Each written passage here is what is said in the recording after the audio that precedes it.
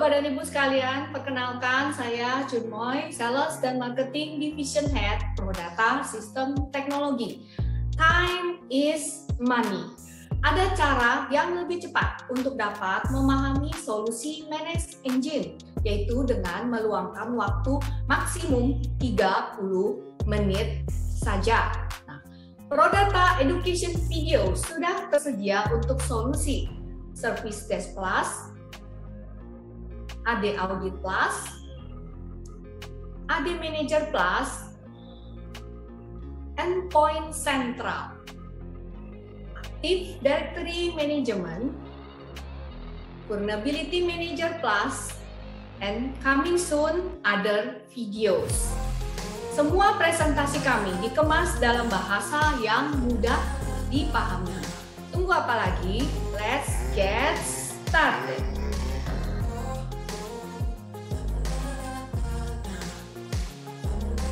Ya, mungkin kalau untuk terkait hanya memang kalau fokusnya untuk monitoring interface saja dari produknya Manage Engine, memang yang paling cocok mungkin adalah NetFlow Analyzer, karena memang fungsi utamanya yaitu untuk monitoringnya fokusnya di interface terkait trafficnya, informasi monitoring pada interface tersebut, datanya apa semua akan termonitor secara full di NetFlow Analyzer.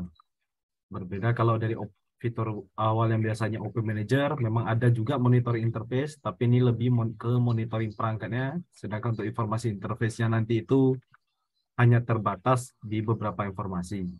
Contohnya misalnya di monitor perangkatnya, nama interface-nya apa yang dimonitor nanti itu juga cukup terbatas, biasanya hanya seperti informasi interface traffic-nya, kemudian interface utilization error and discard-nya, jadi hanya beberapa informasi. Tapi kalau memang fokusnya mungkin dari Bapak tadi bilang interface, monitor interface saja, bisa menggunakan NetFlow Analyzer, di mana nanti dari NetFlow Analyzer ini bisa kita monitor dari perangkat-perangkat tersebut, di mana nanti cara monitornya hampir sama dengan produk manajemen yang lain, di mana kita harus config dulu dari sisi perangkatnya.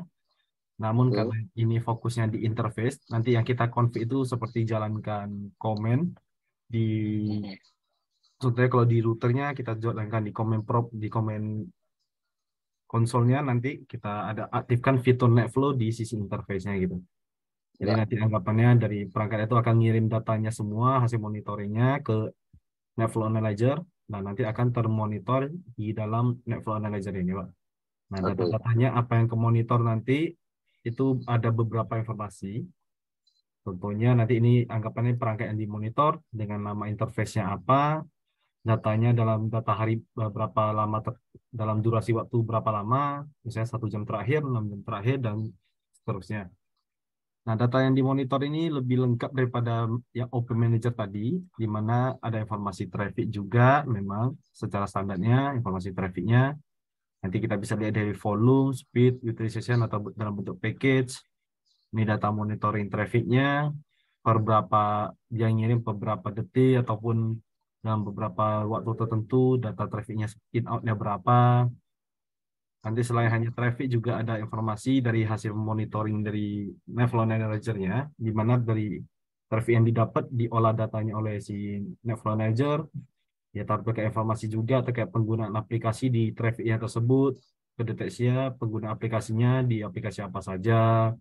Nanti bisa kita lihat khusus aplikasi ini penggunaan trafficnya berapa. Mau lihat lebih detail di dalam penggunaan aplikasinya itu nanti yang menggunakan siapa, source destination-nya berapa, menggunakan port berapa, trafficnya berapa. Nah, nanti itu semua bisa kita lihat. Kemudian nanti juga ada terkait data-data lainnya, jadi semua hasil data ini diolah dari hasil monitoringnya oleh si NetFlow Manager, yang dimana dia terima data trafficnya, dia olah datanya, dan dia simpulkan ke semua informasinya ini. Nanti ada informasi source, destination trafficnya, ini bisa kita resolve ke IP atau IP address. Nanti juga bisa kita lihat untuk yang in atau yang out datanya, ada QoS-nya, conversation, dan beberapa informasi lainnya. Nah, selain mungkin memang kalau untuk NetFlow Manager selain bisa monitoring trafficnya, nanti juga ada fitur untuk notification dan alerting-nya. Jadi kita monitoring dari trafficnya, nanti bisa kita buatkan untuk alerting atau notification. Kalau misalnya contohnya ada terkait monitoring, kita buat parameternya lah anggapannya untuk interface tertentu, jika traffic in out-nya melebihi dari berapa untuk utilization, volume, speed atau package-nya, dari NetFlow Manager mengirimkan alert ke sisi user, ataupun bisa kita buat nanti untuk pengiriman alertnya dengan metode yang lain, bisa pakai email, bisa pakai SMS, dan beberapa tipe notifikasi lainnya. Sebenarnya nanti memang cara penggunaannya memang dari NetFlow Manager lebih fokusnya memang hanya untuk monitoring saja. Jadi cara penggunaan cukup sederhana, di mana gampangnya kita hanya perlu setting dari sisi perangkatnya agar dia bisa melemparkan data ke NetFlow Analyzer-nya. Nah, nanti maka dari NetFlow Analyzer akan otomatis mengolah semua data yang dia terima. Cara add-nya nanti ada dua, bisa manual langsung ke perangkatnya, kita jalankan komennya, ataupun bisa kita pakai sistem sistem deploy dari NetFlow Analyzer ke perangkatnya untuk mengaktifkan fiturnya. Untuk reportingnya sebenarnya ada beberapa tipe ya Pak. Nanti fokusnya mungkin yang di bagian kiri ini, di mana reporting yang disediakan dari si NetFlow Analyzer sih memiliki beberapa tipe bentuk reporting yang bisa digunakan. Secara contohnya adalah ada reporting predefined, ataupun ini tipe-tipe report yang bisa kita tarik sesuai tipenya gitu. Contohnya kalau gini kita melakukan reporting secara berkala, kita ingin buat penjadwalan report, itu bisa dari fitur schedule yang ada di dalam NetFlow Analyzer. Nanti bisa kita buatkan scheduling ini, yaitu kita bisa pilih dari interface mana, bisa kita tarik terkait informasi monitoringnya atau data yang dimonitor di sisi perangkatnya gitu. Jadi untuk penjadwalan nanti mau kita tarik data terkait harian, mingguan, bulanan. Nah, maka nanti akan dikirim reportnya oleh si NetFlow Analyzer. Reportnya ini sih biasa adalah informasi hasil monitoringnya lah dari waktu yang sudah kita pilih di sisi perangkat interface-nya nanti gitu. Ya, kalau untuk license NetFlow Analyzer sih dia hitungnya per interface ya Pak, lebih tepatnya. Kalau kalau Open Manager dia kan hitungnya per device, tapi kalau khusus untuk NetFlow Analyzer karena memang fungsinya perhitungannya untuk monitoring interface, license-nya agak berbeda. Dia hitungnya per interface gitu. Jadi kalau contohnya Bapak beli 100 interface, Bapak add 7 perangkat, dari 7 itu mereka punya interface bisa per masing-masing 30-an, dan terakhir udah 100. Nah, itu barulah anggapannya license-nya sudah penuh gitu. Jadi yang dimonitoring sih interface-nya sih, kalau cuma perangkatnya tidak masalah gitu. Dia biasa paling pentingnya itu adalah hard disk-nya Pak ya, dimana karena monitoring ini kan aplikasi NetFlow Analyzer yang menerima data dari perangkat. Jadi kalau banyak interface yang dimonitor, trafficnya tinggi, maka nanti penyimpanan hard disk-nya akan termakan cukup banyak juga gitu. Karena kan kalau secara bawaan aplikasi yang manage saja semua itu menggunakan database bawaan, yaitu ketika install aplikasinya ada database Postgre yang kepasang juga di servernya gitu. Kecuali kalau kita ganti ke database-nya MS SQL, tapi itu harus di provide sendiri gitu.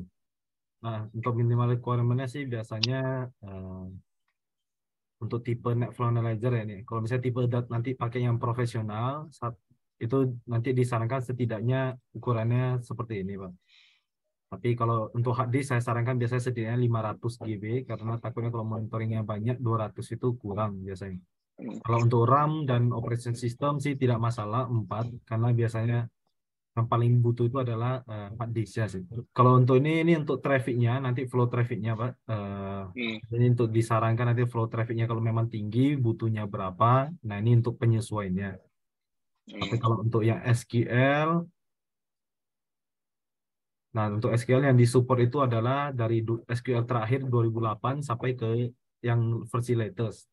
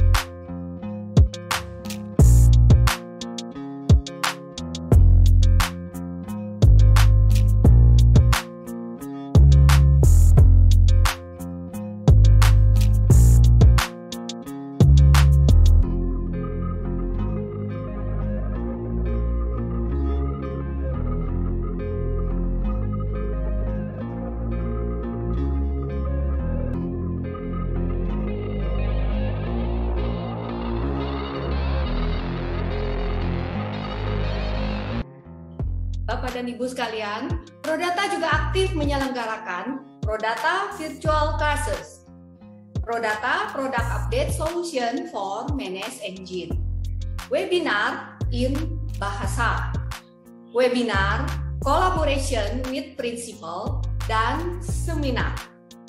Kesemuanya ini pastinya akan membawa banyak sekali manfaat, khususnya untuk Bapak dan Ibu sekalian yang sudah IT minded. Nah, Bapak dan Ibu dapat memfollow Prodata, LinkedIn, Prodata YouTube, Prodata Instagram, agar jangan sampai ketinggalan latest update news dari kami. Sampai jumpa pada video Prodata berikutnya. Jangan lupa klik subscribe untuk video edukasi berikutnya.